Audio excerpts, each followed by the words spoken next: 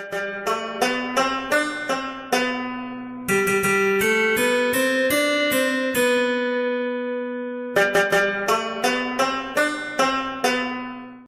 there everybody, my name is AC Jones. I am currently back and forth between Northeastern Ohio and Nashville. Thanks for joining us at Audentes.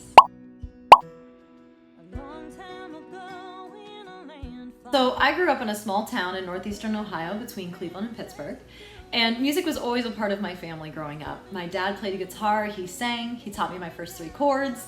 My mom played instruments and sang, my uncle did, my grandfather did. Everybody was involved in music in one way or another. And so I think it just sort of rubbed off on me. But I had my first performance in church when I was about 8 years old or so, and the pastor asked me if I would sing Where Are You Christmas for the Christmas pageant. And with all the confidence of a young child, I said, absolutely, I can do that. So I got up on the stage, having never really been on the stage before, and just fell in love with it. And so from then on, I joined the praise and worship team. I started writing worship music and joining sort of contemporary Christian bands. And that sort of all transitioned into writing country music and performing in the country genre.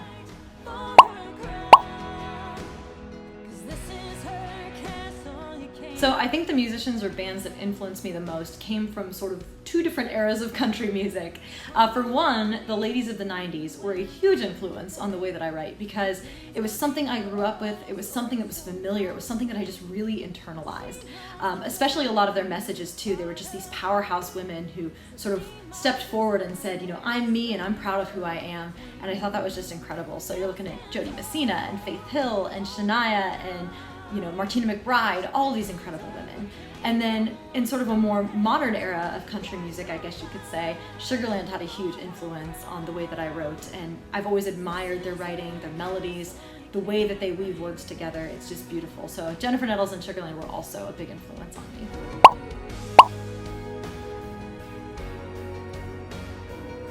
I don't keep too much a secret. I don't have too many shockers. But I think my biggest one for people who don't know me super well is the fact that I graduated with a BS in biochemistry with 4.0 summa cum laude and honors, and I was going to go on to get my MD PhD, but obviously life changed a little bit. I did my research, my senior research in cancer immunotherapies, which was really cool, and I loved it so much. It was a really interesting time in my life. So I guess that is something that might be a little bit surprising to people. I think another thing might be the fact that I am a very, very introverted person, and it might not seem like that on the stage, but I'm a different person when I get on stage. So usually when I'm off the stage, I'm very introverted, a little bit shy, kind of reserved. So maybe that's something that's a little bit shocking as well, I guess.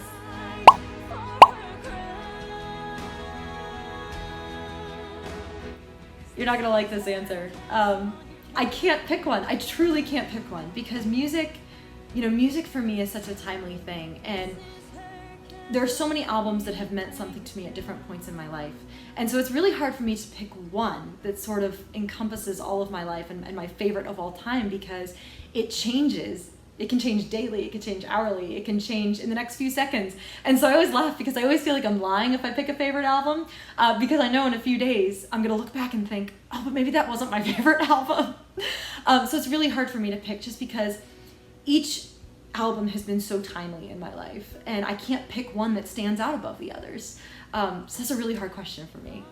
So I apologize for not being able to give you a solid answer on that one.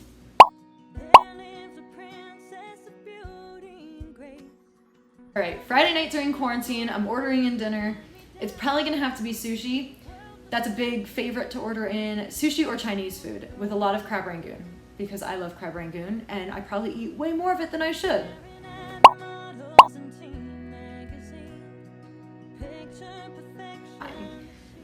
I would say, I've been to a couple Sugarland concerts, and those were probably some of my favorite concerts simply because, number one, Jennifer Nettles, Christian Bush, Sugarland, they were a huge influence on sort of my musical upbringing and the development of the way that I write music and the way that I enjoy music. And not only that, but they also just have an incredible and high energy show. And so for me, it wasn't only taking in the music that I loved, but it was also observing and learning from the entertainment value of the performance and just 100% that they put on stage. And to me, it was something that I really aspired to. And so I think it really inspired me, watching their concerts and then going out and getting to do my own concert and thinking, I want to entertain people like that. I want to be able to do that. So that's definitely one of my favorite concerts that I've been to. But I also recently went to a John Fogerty concert, and that was pretty incredible as well. Just great music, of course, overall, and it was just such a fun experience, and John Fogerty was great.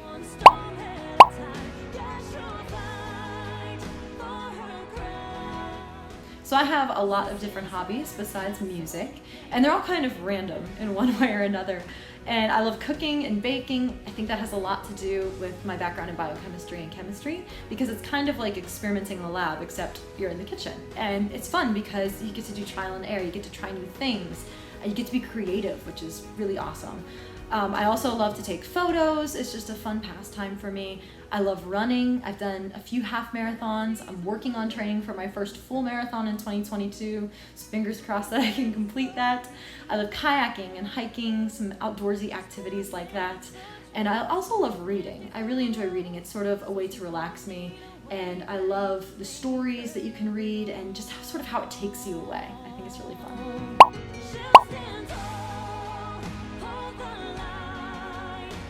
So Castle was inspired by my 6-year-old niece who has Hashimoto's, type 1 diabetes, and celiac disease.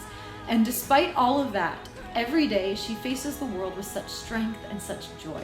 And it's always inspired me, and I wanted to write a song about that. And so Castle sort of came from that inspiration. And while I say that the song was inspired by her, it's a song that's for all women out there who have ever faced a battle or are going through something, whether that be totally internalized or something that the whole world knows about. And I just really wanted to write a song to remind women that they are strong, they are beautiful, and that they have a unique purpose that nobody can take away from them. And that this is their castle, and nobody can bring that down.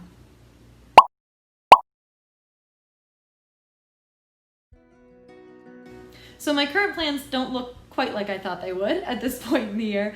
Normally, I would be on the road right now, playing fairs and festivals all over the country, but of course with everything going on, all of those shows were canceled, and tour was sort of put on hold this year, which, you know, it was a hard thing to get through, but at the same time, I think it's given me the opportunity to explore and develop other aspects of who I am as an artist, who I am as a songwriter. And so currently I'm working on a lot of new music. I'm working on writing, I'm working on co-writing. I've got some new music coming out here very soon, and so I'm just gonna keep releasing music, keep working on music, and maybe develop some other skills while I have the chance to do it, and just really focus inward during this time.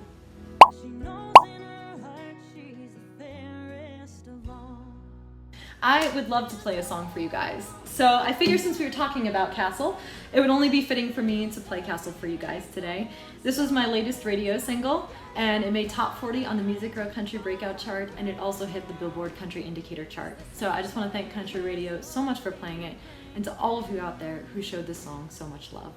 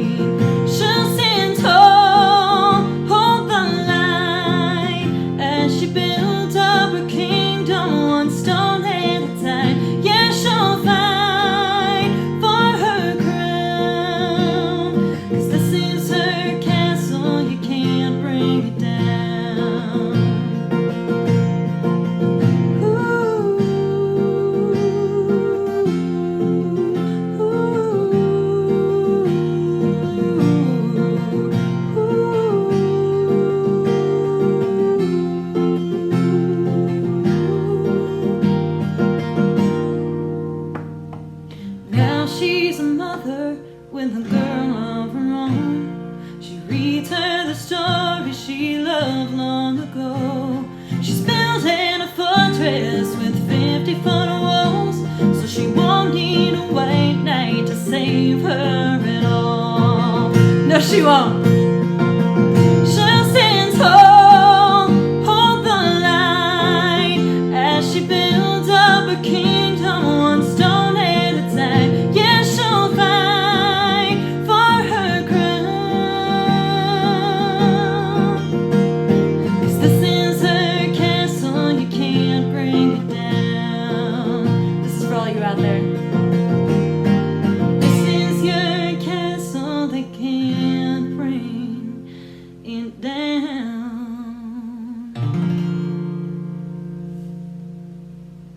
Thank you so much.